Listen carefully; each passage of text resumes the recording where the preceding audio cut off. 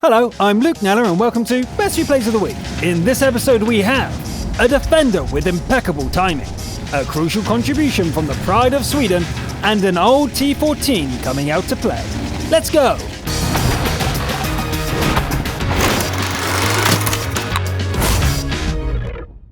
Let's begin with a scout game from the EU servers. Benji 16 EBC plays an aggressive, mobile scout, giving the T49 a good workout on steps.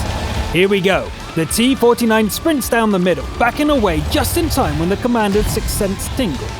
Benji waits just long enough to disappear and picks off a scout with the 152mm howitzer. Then spends some time pretending to be a bush, maybe hiding a bone or something else. But at least there's spotting damage. However, there's one quick counter to players sitting in bushes, and that's going around them and invading the base. Our scout responds and gets slapped. Ouch! I wonder, is there anyone in that bush? Yep, but not anymore. Benji gets spotted by a rival T49, but manages to dodge the shot that follows. Hello, Artie! Like a dog finding a bone, Benji pounces and claims it for themselves. The rival T49 tries to start something again, but teammates drive it off and destroy it. A thinly armored TVP shows its side, so Benji gives in to the temptation and clicks. Another Skoda seems to be engaging the defenders at home base. Benji lines a shot straight up its tailpipe and pulls the trigger. That really burns. There's a minor traffic collision with a Batchat, but it's all good, and the Skoda gives up the ghost. Shortly after, an unseen enemy pushes the Bat and Benji.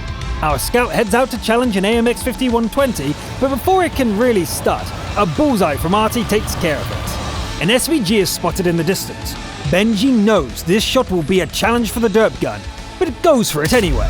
A hit! Not good enough for the kill, however, but a hit is a hit. A fast Leopard manages to evade the first shot, but Benji adjusts and gets it on the second try. What time is it? It's arty hunting time! It's not a good idea to let artillery see you coming, so Benji backs off, waits a bit to disappear, and heads in at high speed. Oops, I bet missing wasn't part of the plan. I wonder how fast the reverse gear is on this thing anyway. Seems fast enough to get out of the way. This time, the gunner remembers to aim. The last SVG is right ahead, and it can't even try to fight back as friendly artillery has already tracked it. Boom! That makes Top Gun end the game as the last tank disappears before Benji can get anywhere close. Let's take a look at the scorecard for our fighting scout. A Pascucci medal for arty hunting, 10k combined damage, and a Top Gun medal. Solid work all around, Benji. And speaking of Top Gun, next up is Cavaliers 24 from the American region. The Battle Chariot is a futuristic-looking T14, which gets to show its power at an encounter at Lakeville. This long-since-retired premium vehicle is an odd beast. The hull armor is sloped all around, almost like that of an IS-6, and gives decent protection. However, the gun is inherited from the M3 Lee, so is completely inadequate for a Tier 5 heavy. The first target is soft and squishy, as is the second one. So far, the bad gun is not a problem. The Type 95 is supposed to be a heavy, but it's almost unarmored, so another suitable target. And this tank destroyer showing its butt is basically a freebie. I wonder why everyone keeps ignoring Cavaliers. This is like shooting fish in a barrel. An artillery shell bounces off the tracks? That's something you don't see every day. It kinda looks like the rest of the team isn't having such a good day. Then again, that's not really a concern for a Top Gun. The gun is hilariously inaccurate at this distance, being useless at helping the last teammate. It's 1 against 7 then, so be it. Let's see what this baby can do. Some people are attempting to capture, but Cavaliers doesn't care. It's killing time. Well, that was embarrassing. Let's try again. That's more like it. Scratch 2. Just when I started to think that the armor is indestructible, it fails. This is getting dangerous for Cavaliers. New plan. First, that TD needs to go. And then the DW2. We've been saying how bad the gun is on the T14, but it's nothing compared to the DWs. There are 2 more to go, and the capture siren has fallen silent. A Tier 5 tank destroyer is a deadly threat, but our Top Gun will not be stopped. The T14 is actually pretty mobile, and tactical driving carries the day. That just leaves the poor little SBG, which seems to still be firing AP. The new RT mode can't arrive faster, eh? Cavaliers could win with a capture, but that's not the Top Gun way. Let's go find that RT. And there it is. The inaccurate gun refuses to cooperate, but ending the game with a ram is cooler anyway. Early on it was more of an action comedy than an epic Top Gun display, but things got more serious later on. Either way, that's 13 kills with a tank that few would consider particularly powerful. This episode's invader is Predator Hank, also from the American region. The battle is fought on Tundra, with Hank in command of a mid-tier constructed T-34-100. Things do not start well. Our invader trades a hit or two in return and puts a shell through the back of their friendly VK's turrets. Trading fire from here is dangerous and not that effective. Finally, a decent target. Red team tanks dash across the gap in the east, giving Hank a good opportunity to dish out some damage. A T-29 gets disabled in the open and becomes the first kill. It lands a shot in return, however, leaving the T-34 with 100 hit points. Hank takes a Cromwell to death's door, turns around and blows up an Su-100Y. There are several low HP targets on offer, so Hank takes the opportunity to even out the score a bit. This Cheeto is an excellent repair, but 3 accurate shots turn it into smoking wreckage. Jackson is down to its last hit point, and an HE round finishes it off with ease. We are down to 5 shells and 3 opponents. Hank considers taking on the Patriot, but backs away after taking a closer look. The Chaffee's turret is briefly visible, and our invader takes the shot. Nice! Patriot is chasing the last friendly. Hank goes in to help the FCM, but is forced to back off in the face of a T-28 prototype. There goes the FCM, but the Patriot goes down to 18 hit points as well. Last shell. This has to work. Yes! Good work, but the constructor's weapon is now dry. Capping is the only way to win this. If the prototype comes knocking, Hank will have to keep it at bay using harsh language. But who are we kidding? The T-28 prototype is notoriously slow. Our T-34-100 stays in cover, and there's nothing the frustrated TD driver can do about it. It looks like even invaders want to play as Top Guns these days, only capping if they run out of shells. Still, it was a good game, and Predator Hank sure made up for that disastrous start.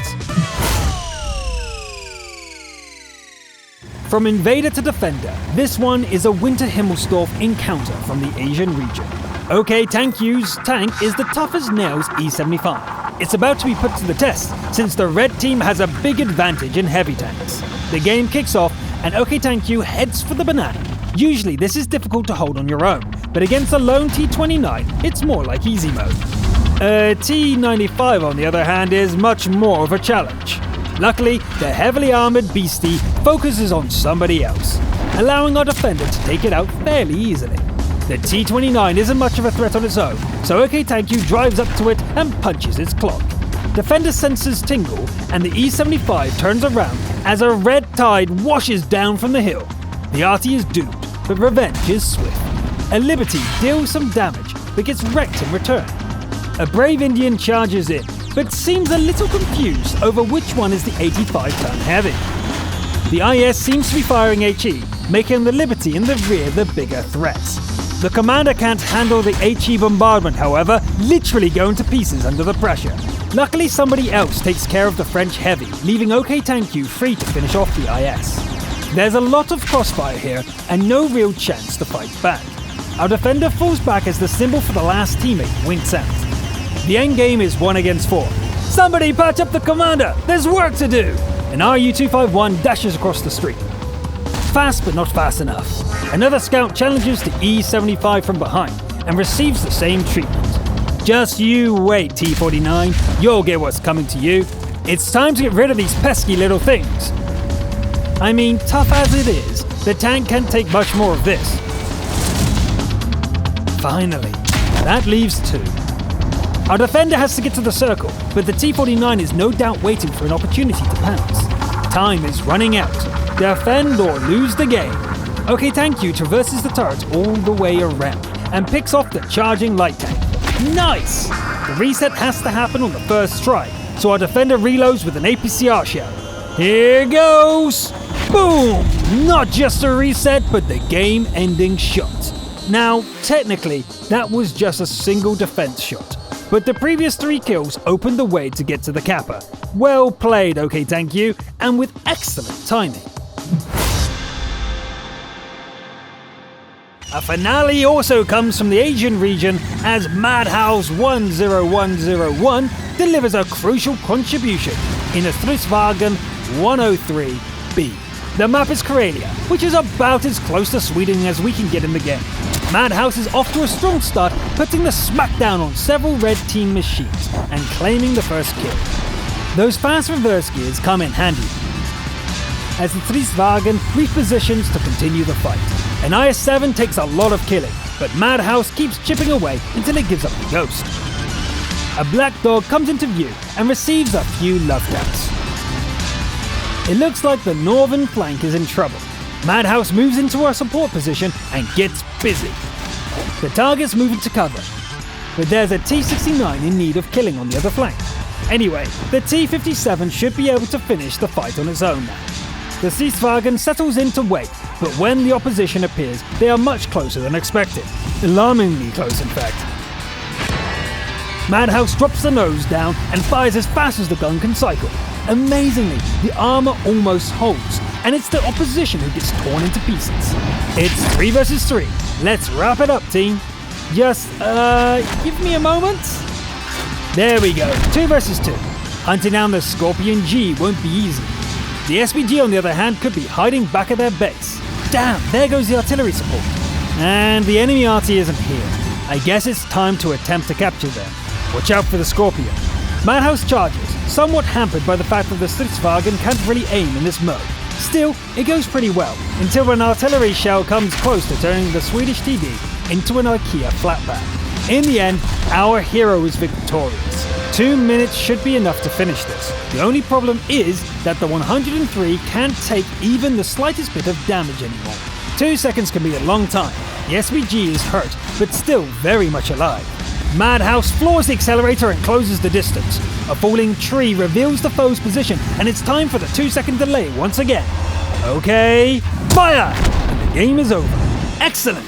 It's nice that our first game with the S-Tank shows it at its best, as well as demonstrating the weaknesses of that unique design. Well played and well carried, Madhouse 10101. That's it for this episode. We look forward to seeing more of you guys and girls at your best next week.